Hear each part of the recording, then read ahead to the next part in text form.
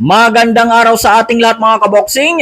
Muli nating panoorin at balikan ang laban ni Juna Sultan noong taong 2016 kontra sa kapatid ni dating 2 Division World Champion Zulani Titi sa bansang Afrika. Sa labang ito ay makakasagupan ng Pinoy na si Sultan, si Makazuli Titi na boxing prospect ng South Africa at knockout artist na binansagan din nilang The Professor. Sa bakbakang ito ay tatangkain ni Juna Sultan na agawin ang hawak na korona ni Makazuli Titi na IBF Intercontinental Super Flyweight title. Sa labang ito mga kaboksing ay sisiguraduhin ni Juna Sultan na hindi mauwi sa hometown decision o pandaraya ang laban dahil kilala po ang South Africa sa pagiging notorious nito sa pandaraya at hometown decision sa larangan ng boxing. So bago ang laban, ang ating kababayan na si Juna Sultan ay may professional boxing record na mayroong 11 panalo, may 3 talo at may 7 panalo by way of knockout. Samantala, itong si Makazuli Titi ay may impresibong professional boxing record na mayroong 15 panalo, may 1 talo at may 11 panalo by way of knockout. At ang labang ito ay 12 rounds bout para nga sa IBF Intercontinental Super Flyweight title. Okay mga kaboksing, panoorin natin ang laban. So magandang araw sa ating lahat mga kaboksing. Tayo po ay magbabalik tanaw sa isang napakagandang laban ni Juna Sultan. At makakasagupan niya dito ang African boxer na si Makazuli Titi. At ito po ay 12 rounds bout para sa IBF Intercontinental Super Flyweight title. At ang labang ito ay naganap po sa South Africa noong December 16, 2016. Start of round 1 po tayo.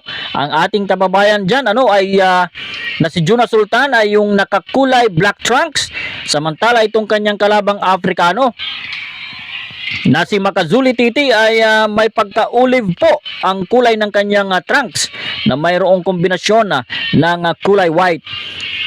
At ayun, tumama po doon ng bahagyang ating kababayan, pero agad pong dumipensa itong si Makazuli Titi. Itong si Makazuli Titi mga kaboksing ay kapatid po ito ng dating world champion na si Zulani Titi.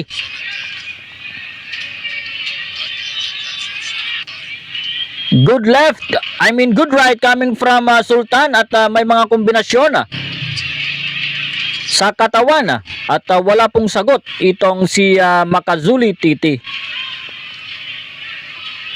Good job coming from Juna Sultan.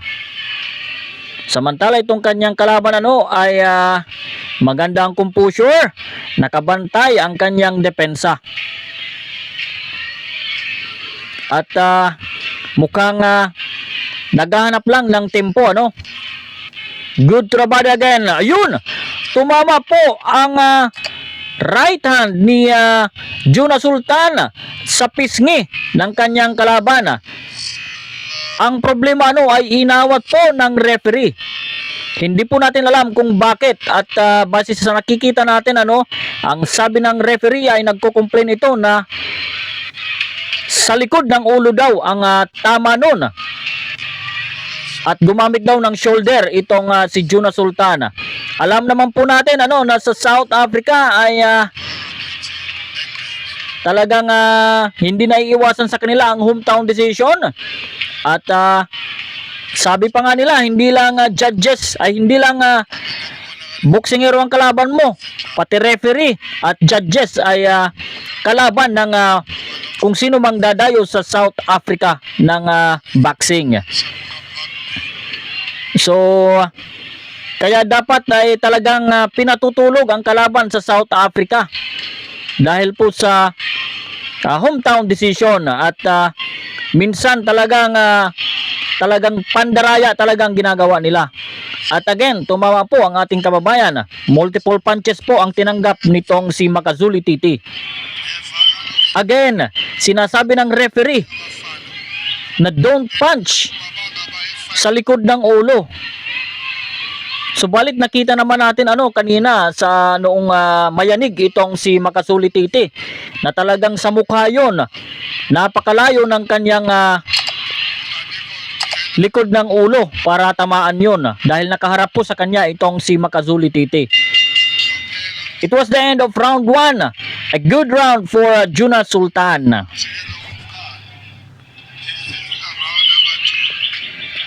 Start of round 2 tayo mga kaboksing. Ito po ang laban ni Jonas Sultan kontra kay Makazuli Titi.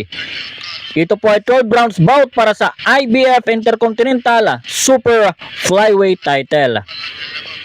So sa unang round, maganda po ang ginawa ni Jonas Sultan at mukhang nasaktan niya itong kanyang kalaban. Ang problema ay sabi ng referee ay sa likod daw ng ulo ang patama ni Sultan.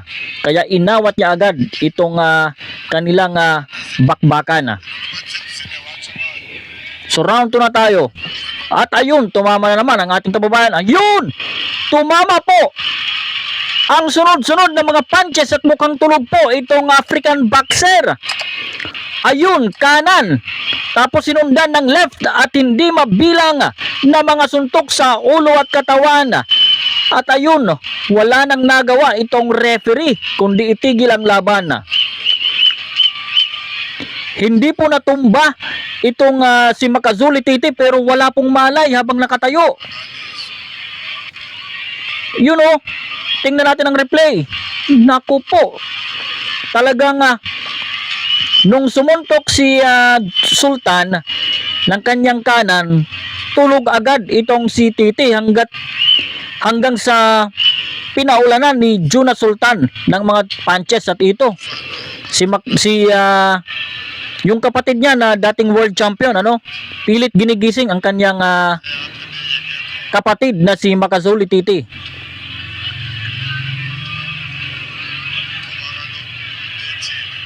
Sana po ay okay lang po itong boksingero ng South Africa.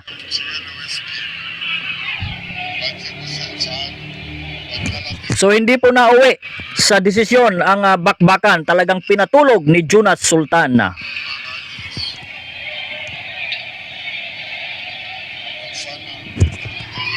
Hindi na naudlo tuloy ang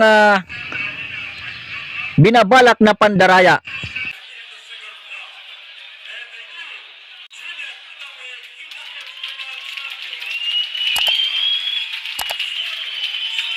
So ayun mga kaboksing, mukhang nakarma sa pagkakataong ito ang mga Afrikano at sinigurado nga ni Jonas Sultan na hindi mauwi sa hometown decision ang laban matapos gulpihin at patulugin ng mahimbing ang kanilang pambato na si Makazuli Titi. So mas malinaw pa sa sikat ng araw, nadadayain nga ang laban matapos na awatin ng referee ang salpukan ng dalawang boksingero matapos na mapaatras at magpaggiwang-giwang ang boksingerong Afrikano nang tamaan ito ng right hook sa muka at iginit nga ng mandarayang referee na sa batok tumama ang suntok ni Sultan at sabay winarni nga ng ating pambato. Subalit sa round 2 ay wala nang naging remedyo ang referee na dayain pa ang laban dahil sa pinatulog nga ni Sultan si Makazuli Titi ng mahimbing.